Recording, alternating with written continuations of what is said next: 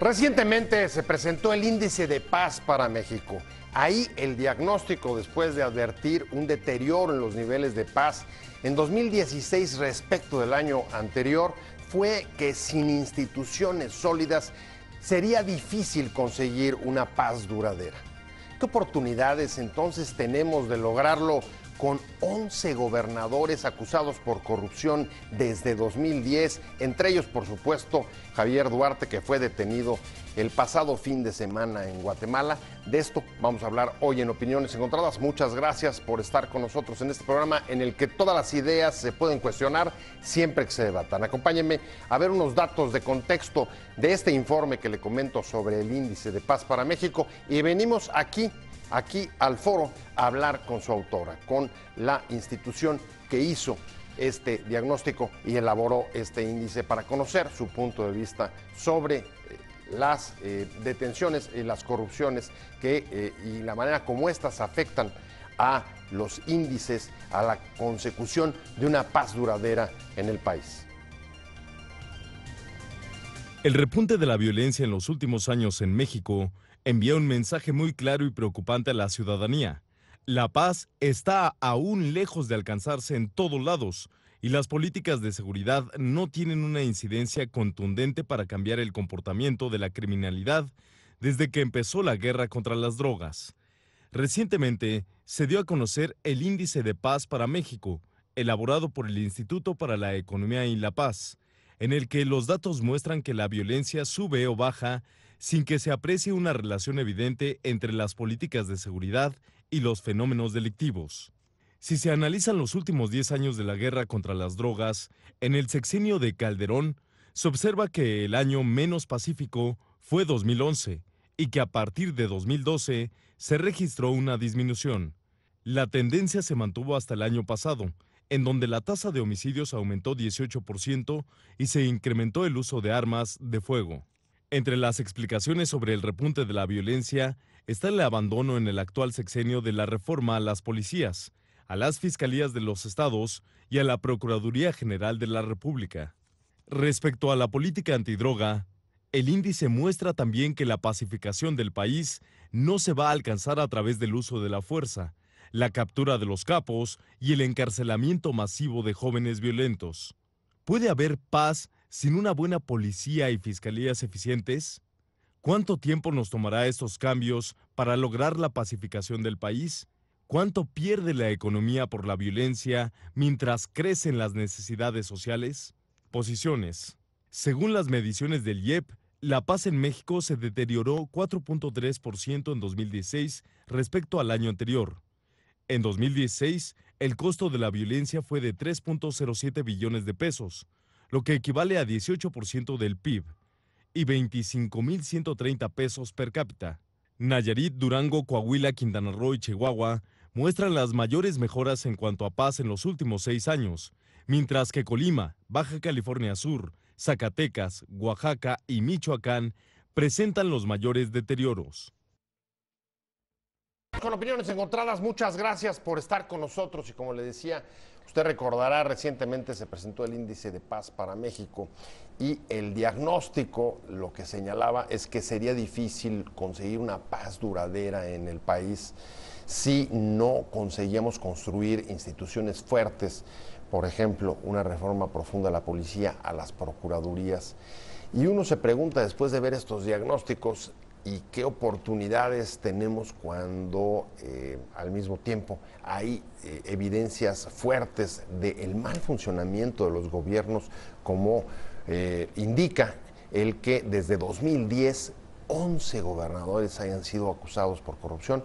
Uno de los casos más notorios y notables, usted lo conoce, el de Javier Duarte, que fue detenido este fin de semana en Guatemala, aunque las acusaciones en su contra todavía son calificadas, como dijo hoy en el Congreso, por ejemplo, Dolores Padierna en el PRD, son muy limitadas y podrían dar lugar, evidentemente, a que la propia sanción sea reducida, en lo que la opinión pública teme como un hecho de impunidad. para entrarle a recordar y a vincular este tema, el tema de la paz que tanto nos preocupa, de la necesidad de reducir los niveles de violencia con el funcionamiento de los gobiernos, con la fortaleza de las instituciones. Me da mucho gusto que haya aceptado que esté con nosotros aquí hoy Pati de Obeso, que es del Instituto para la Economía y la Paz en México. Pati, un placer. Al contrario, José, muchas gracias por venir. No, gracias por el espacio. La verdad es que ustedes ¿cuándo fue? Hace semana y media, difundieron el estudio, y a mí me gustaría, para arrancar, digamos, retomar un poco cuáles te parecen que son los principales elementos que pueden y están vinculados con el funcionamiento de los gobiernos, que creo que ese es hoy uno de los focos de atención que nos llama a mirar los escándalos, los terribles escándalos que estamos viviendo de parte de los gobiernos de los estados. Sí, mira, pues justo creo que es importante recordar brevemente la metodología que usa el índice. Este es el cuarto índice de paz que publicamos en México. El instituto además publica un índice de paz global en el que se compara México con otros 162 países desde hace 10 años, y justo la metodología del instituto, al hablar de paz, que es un tema complejo, lo que tratamos de plantear o poner sobre la mesa es que, número uno, la paz no solamente se consigue a través de erradicar la violencia, ¿no? Es decir, los homicidios, los delitos, lo cual estaría muy bien, sino justo lo que mencionas, que son los temas de fondo, ¿no? El combate a la corrupción, el acceso a la justicia, a la educación, a la salud. Esos son las fortalezas, los pilares de la paz, como los llamamos en el instituto. O sea, dirías, primer elemento, la paz no se consigue solamente con una política de fuerza, como por ejemplo la que hemos vivido con el despliegue de la guerra contra el narcotráfico desde hace pues casi 10 años, ¿no? Exacto.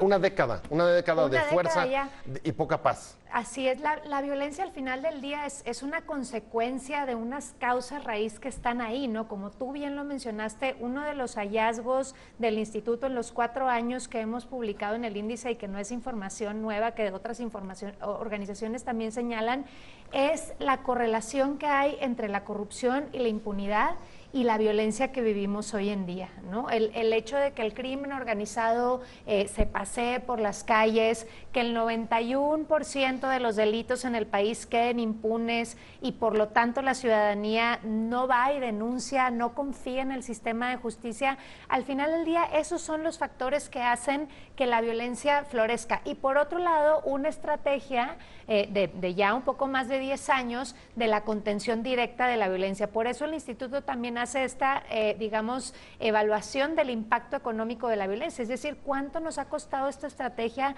cuánto nos cuesta a los mexicanos pues lo que hemos decidido hacer o lo que ha decidido hacer el gobierno para contener la violencia. A ver, ahí traes un dato que era interesante y además era realmente alarmante. Tú me corregirás, pero estaban hablando de un costo económico sobre la violencia cercano a los 3 billones de pesos, que representaría más o menos el 18% del PIB. Si lo tradujeras a nivel de per cápita, de lo que le cuesta a cada mexicano, estaríamos hablando de unos 25,000 pesos. Así es. Pero yo te pregunto, ¿y cuánto crees que nos cueste cerca de 1/3 de los gobiernos de los estados acusados por corrupción? ¿Cuánto nos cuesta la corrupción política? Sí, porque económica me queda clarísimo que las cifras son devastadoras. Claro. Pero ¿y cuánto nos cuesta Duarte?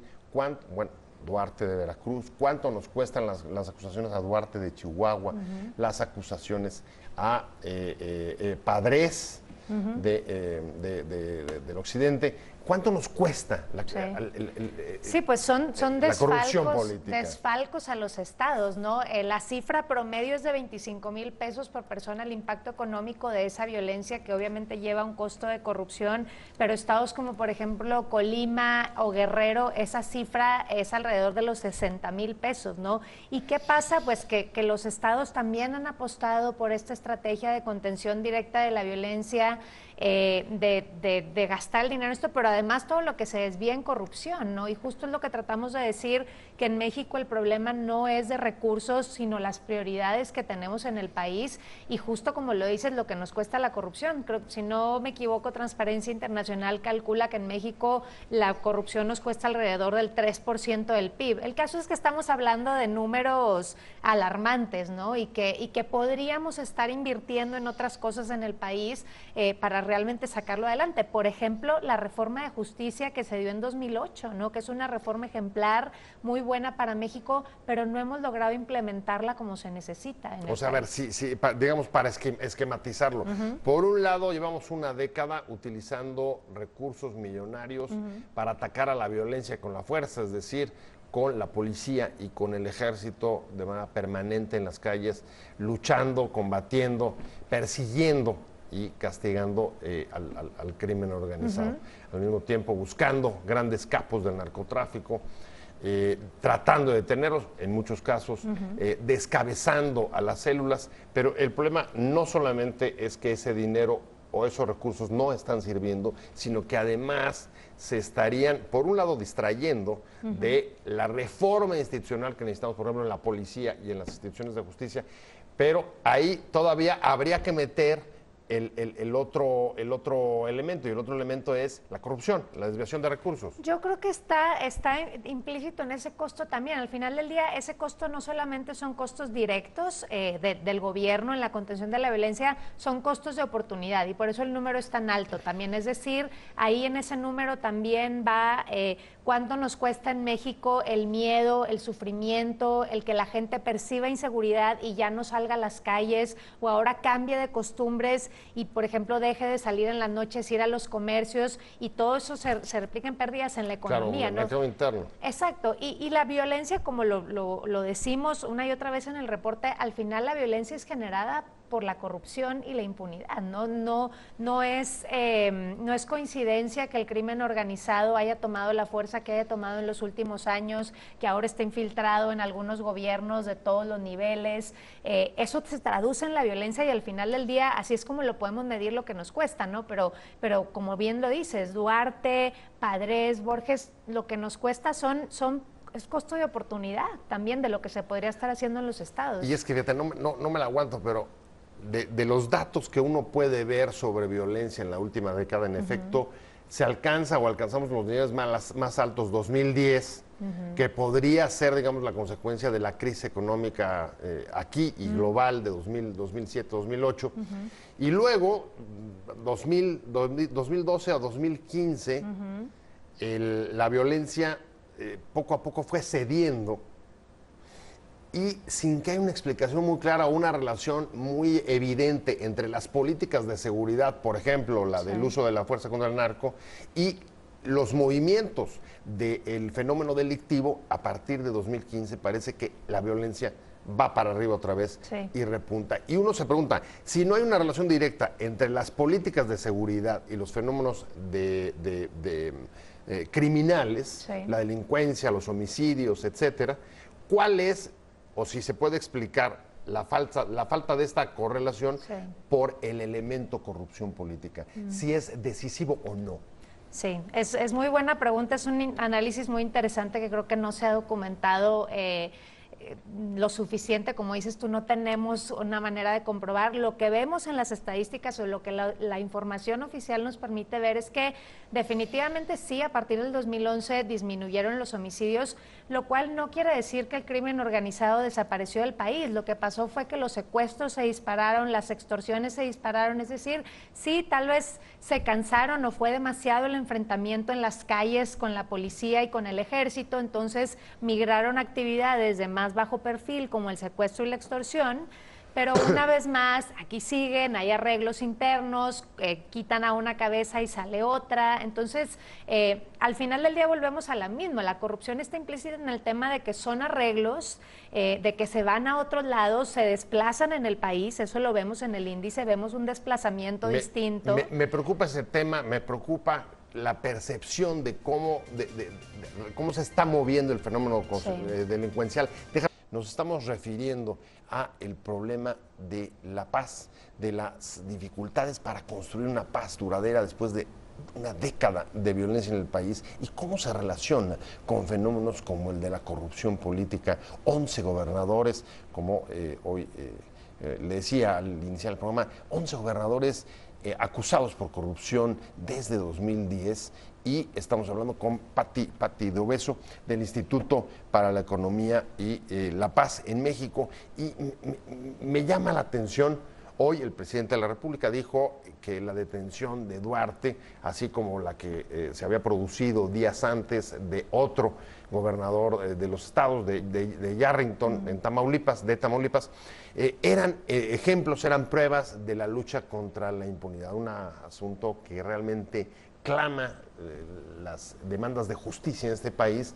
Y sin embargo, cuando después de la detención o del anuncio que hizo la PGR el sábado, la detención de Javier Duarte, si uno veía los comentarios en redes sociales o si lee las opiniones de algunas de las principales columnas de los diarios de este país, lo que se ve es un enorme escepticismo y la suspicacia que generalmente salta sobre un arreglo o una componenda, a pesar de que, hay que decirlo, la policía de Guatemala dijo que ya no veía elementos de que hubiera un arreglo ahí, aunque cuando de repente la atención se pone en los cargos, como decía hoy Dolores Padierna del PRD en el Senado, lo que hoy parece haber contra Javier Duarte es una mini acusación que incluso podría dar lugar a que pudiera seguir en libertad su proceso. ¿Por qué se recibe con tanto escepticismo? O dicho de otra manera, ¿cómo se relaciona, de acuerdo al diagnóstico de sus estudios, este enorme escepticismo sobre la actuación de la Procuraduría General de la República y en general de las fiscalías en el país? Sí, yo creo que, José, el caso de Veracruz como estado es como del libro de texto en México para estudiar en el tema de corrupción, de justicia, de impunidad, ¿no? O sea, cómo no solamente Duarte, sino su antecesor en Veracruz. Número uno, un elemento que vemos en el índice es cómo... Fidel Herrera. Exactamente, es como las cifras oficiales en Veracruz muestran que en los últimos 10 años Veracruz es como un paraíso, ¿no? Ni siquiera en los peores años para México, entre 2009 y el 2011, Veracruz fue afectado, ¿no? Si vemos la línea del tiempo de la paz en Veracruz todo bien, ¿no? ¿Cómo pasó eso? Pues es un misterio, ¿no? Y son muchas cosas involucradas. Ahí nos vamos al sistema de justicia, ¿no? Y cómo la policía y las procuradurías estatales recopilan la información sobre incidencia delictiva, ¿no? Justo en Veracruz, en los últimos 2 años en el índice, vemos que hay una discrepancia en homicidios entre el INEGI y la Procuraduría Estatal. Es decir, de los homicidios que contó el INEGI en los últimos 2 años, la Procuraduría Estatal únicamente investigó el 60% de esos homicidios. 40% quedó sin ser investigado, quedó sin ser registrado. O sea, es cifra negra. No, ni siquiera es cifra negra, o sea, es cifra que está en el INEGI, pero que no está en la Procuraduría Estatal. O sea, está, ¿cómo le puedes llamar? Desaparecida. Exacto. O sea, ¿Cuál sería el calificativo? Pues sí, nosotros decimos una discrepancia porque el INEGI cuenta a través de actas de defunción, ¿no? Llega un médico, o sea, la Secretaría de Salud, y dice en el acta de defunción fue un homicidio.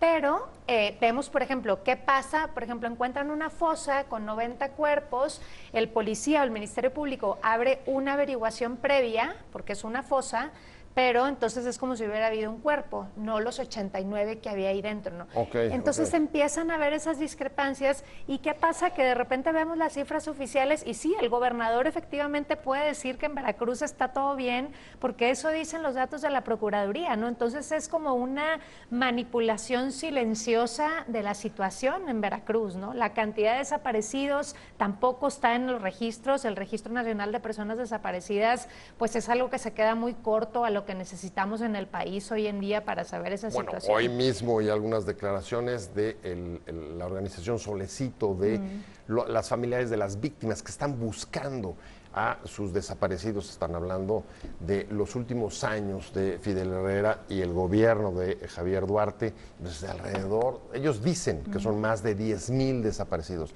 Y a eso habría que sumarle, evidentemente, el otro cuadro de honor que ocupó Veracruz, lamentablemente, en los últimos años, que es el del número de periodistas asesinados. Tienes ahí un par de componentes que, lo dijo el fiscal del nuevo gobierno de Miguel Ángel Yunes, no podía haber sucedido sin que las instituciones se dieran cuenta, se percataran de una problemática de esta envergadura. Eso refuerza desde luego la idea de que la ausencia de instituciones es uno de los mayores obstáculos para construir la paz. Definitivamente, como te decía, uno de los elementos que mayor correlación tienen con la falta de paz en el país, porque es una falta de paz, es el funcionamiento del gobierno y los niveles de corrupción que hay en el país. Eso lo medimos también con indicadores y justo es lo que vemos que más causa violencia. Y volviendo al caso de Veracruz, cuando hablamos de corrupción, un gobernador como Javier Duarte, y por eso es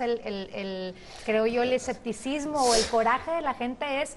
Creo que nadie se pelea con el hecho de que lo hayan detenido y que tenga que enfrentar a la justicia. Todos estábamos esperando eso, pero ¿cómo llegó a tal grado de despilfarro, de robar en el Estado a todas las instituciones que se pudieron?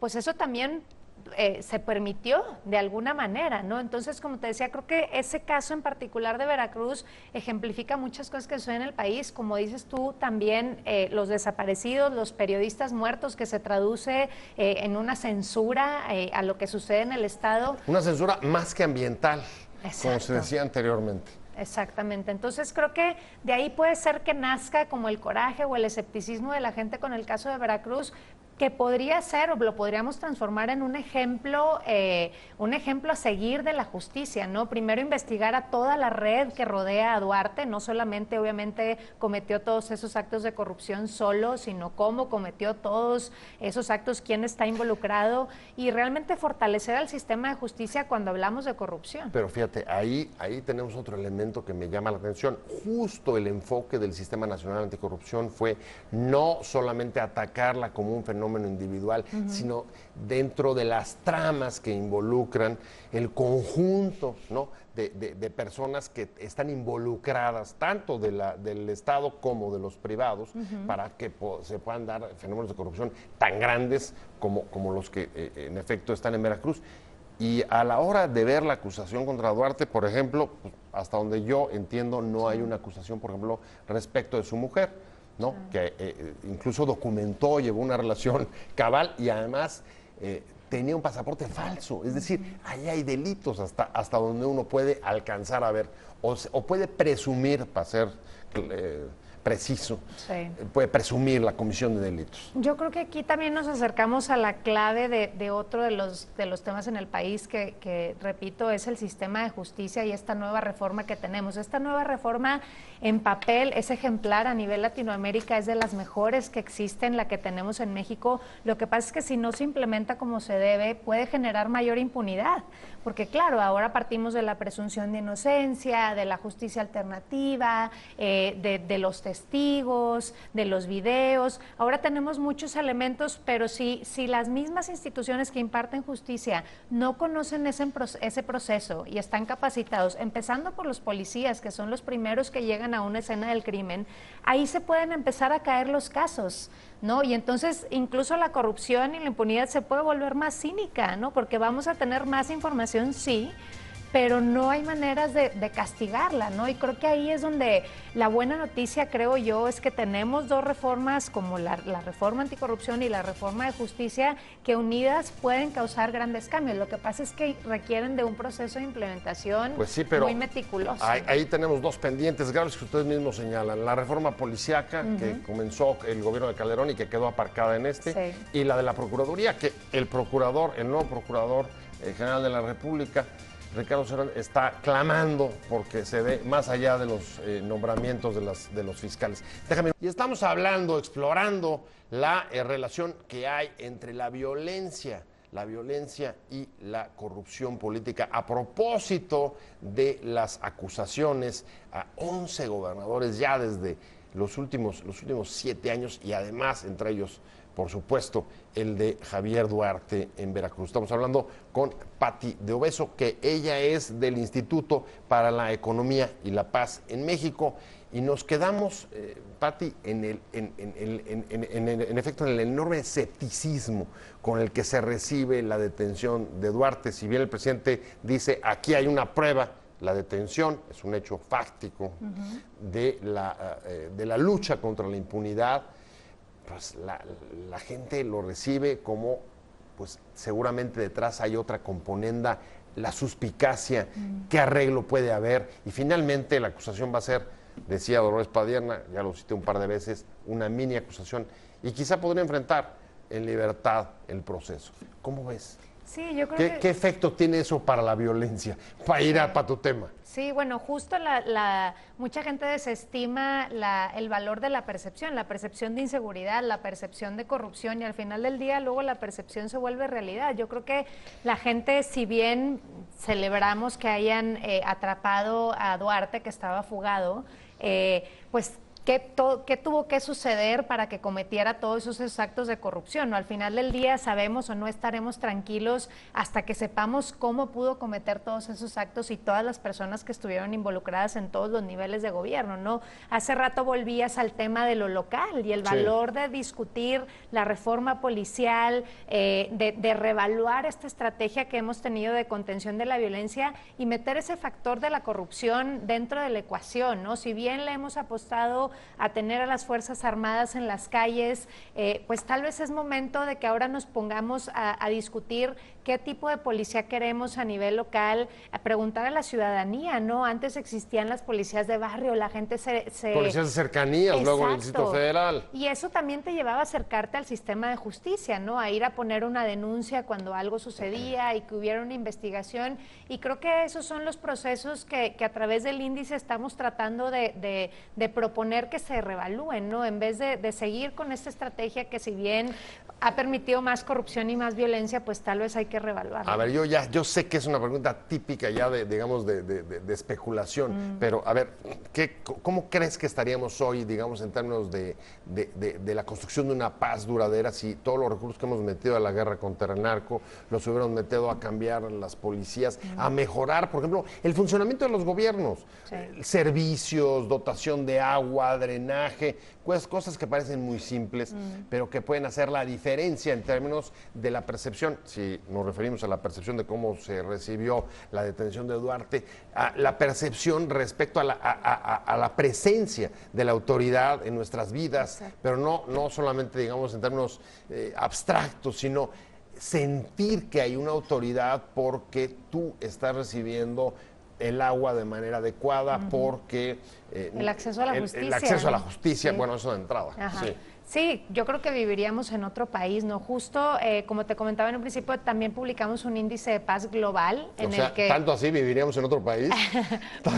no como que en otro, pero la posición de México, ¿no? México se encuentra en el lugar 140 de los 163 países que evaluamos, está en el último lugar de la tabla y justo ahí el mayor problema de México es el mismo, la tasa de homicidios, los niveles de corrupción, pero cuando vemos el índice nosotros le llamamos de paz positiva, que tiene que ver con las capacidades del gobierno, con las instituciones que tenemos. México se encuentra a mitad de la tabla. ¿Y qué quiere decir esto? Que México tiene un potencial para estar mucho mejor de lo que está, incluso en términos de instituciones y de leyes, ¿no? En México, a pesar no incluso de las deficiencias institucionales, exacto, apostarle o haberle apostado a eso quizá nos habría hecho por lo menos tener un mejor lugar dentro de la tabla. Exacto. Al final del día lo que se atora en el tema institucional es la corrupción, ¿verdad? Es decir, si tenemos una ley, una reforma de justicia, que ese ejemplo que se dio hace 8 años, ¿qué está pasando que no estamos logrando implementarla si es una prioridad para el país?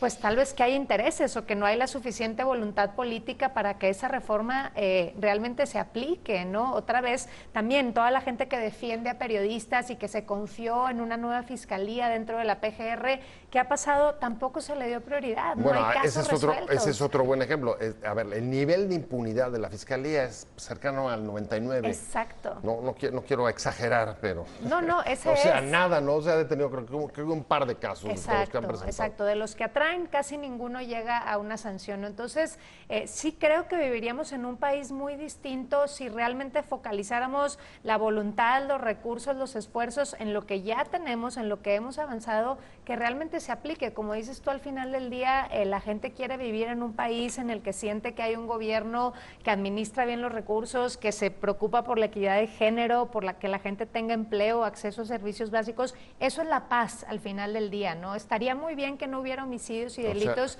pero eso no pone un piso común entre los mexicanos, ¿no? Digamos que para cerrar además el tema, la paz no es poder tener comicios tranquilos, o no solo es tener comicios tranquilos y poder renovar a las autoridades cada determinado tiempo.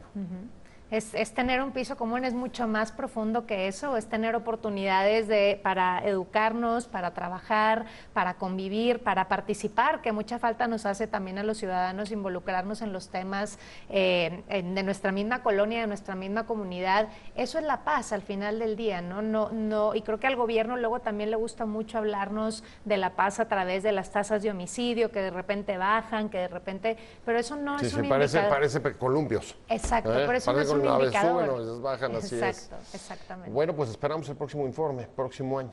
Así es. Y en junio publicamos el índice de paz global, ¿no? A ver cómo le va a México este año. A ver en qué lugar de la tabla, y si ya los cambios, el deterioro que ya percibieron en el índice de paz para México se reflejan también en la posición que tenemos como país a nivel global. Te agradezco mucho, Pati, un placer haberte tenido. Gracias a ti, José. Aquí en este programa, y muchas gracias, nos vemos, muchas gracias a usted por haber estado con nosotros en Opiniones Encontradas.